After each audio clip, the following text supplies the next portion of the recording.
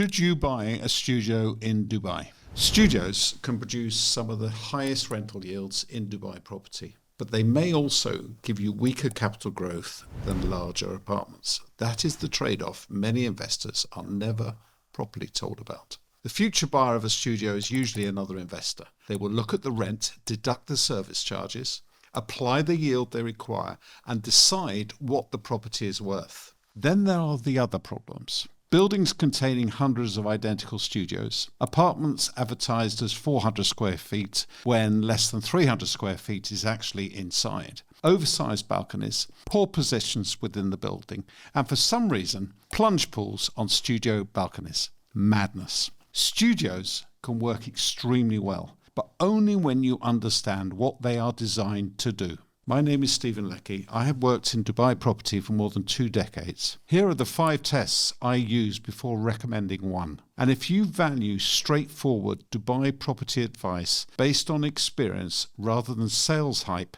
subscribe to the channel. Why studios appeal to investors? Studios have genuine advantages. The purchase price, furnishing cost, and absolute service charges are normally lower, which makes them the cheapest way into the market and lets you spread capital across more than one unit if you want to. Because rent is often strong relative to price, studios tend to generate higher yields than larger apartments. Citywide, average gross apartment yields sit around 7% right now. Well-positioned studios in areas like JVC, Al Fajan, etc. have been achieving over 8%, maybe even as much as 10%. A studio may also give you access to a better location or stronger developer than the same budget would allow with a 1-bedroom. So I'm not against studios. I am against assuming they all perform in the same way. Yield versus capital growth. If income is your goal, a studio can work very well, but you will almost certainly compromise to some extent on capital growth. Studio buyers are usually investors, and investors value the property according to the income it produces. Imagine a studio rents for 50,000 dirhams a year. Service charges are 6,000 dirhams. That leaves 44,000 net. And at 8% net yield, the value is approximately 550,000 dirhams. At 7%, it is approximately 629,000 dirhams value. So if you paid 700,000 but the rent only supports 550,000 at an 8% yield, the next investor may not care what you paid. They will value only the income. Studio values tend to move with rents. Larger apartments can attract owner-occupiers who pay more because they love the view, the layout, or the location. Studio buyers are far more clinical. They are buying the income. The medium-term rental market. I recently asked a senior manager at House & House Holidays, who oversees hundreds of short-term rental units, which property types are seeing the strongest demand. Her answer, unequivocally, was studios and 1-bedroom apartments. Demand comes from tourists, business travellers, young professionals, and people relocating to Dubai. Some staying for months while waiting on an Emirates ID or deciding where they want to live long-term.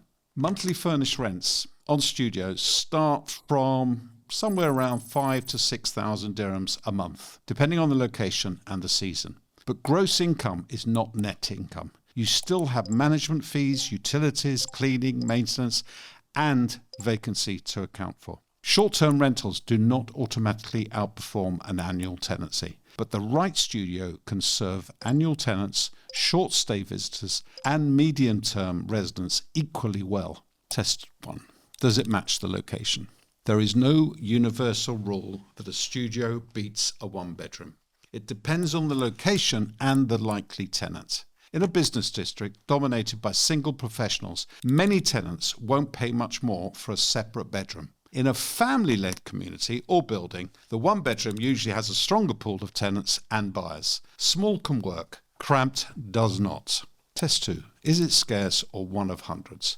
Imagine a building with 500 apartments, 350 of them are studios. At handover, dozens of owners try to rent or sell at the same time. Same building, similar layouts, similar furniture. That's internal oversupply. It's not just a building level issue either. Across Dubai right now, close to half of all units currently under construction sit in just 5 districts: JVC, Dubai South, MBR City, Business Bay, and Dubai Land. And roughly 2/3 of that upcoming supply is studios and 1-bedrooms. So the scarcity test matters at neighborhood level too, not only inside one tower. If 50 similar studios are available, the most motivated owner sets the rent for everyone. And because studio values are linked to rental income, lower rent quickly means lower value. If you're looking at a studio and want me to assess the unit mix, competing supply, and realistic net yield before you buy, go to stephenleckie.com and get in touch. The best time to get a second opinion is before you sign a booking form. Test 3. How much space is actually inside? Some developers advertise a studio as 400 square feet. Then you discover less than 300 square feet is internal and the rest is all balcony. You are not buying a 400 square foot studio. My rule: the balcony should generally be no more than around 20% of the total area. So a 400 square foot studio should have roughly 320 square feet or more inside. Once the balcony reaches 25 or 30%, I start asking whether the developer designed a good home or just found a cheaper way to inflate the advertised size. And please do not get me started on plunge pools on studio balconies. On a large luxury apartment, a plunge pool suits a lifestyle buyer. On an investor studio, it's usually a brochure feature, eating valuable space and often a maintenance problem waiting to happen. It adds excitement to the launch. It does not add rent or resale value. Test 4. Is it functional? 2 studios with identical square footage can feel completely different. Look at wasted space, storage, kitchen workspace, natural light, and where the furniture actually goes. Check the position too. Developers often reserve the best views and corner units for larger apartments. What does it overlook? Could the view be blocked? Is it beside the lifts or service areas? The floor plan and position are the product. Test 5. Is it the best use of your budget? Always compare the studio against the next sensible alternative. Some compact 1-bedrooms are only moderately larger and pricier, but the separate bedroom can widen the tenant and buyer pool considerably. If the price gap is small, the 1-bedroom may offer much of the studio's yield with stronger capital growth potential. But if moving up forces you into a weaker building or a worse location, the studio may still win. A great studio beats an average 1-bedroom. A strong 1-bedroom beats a gimmick-led studio.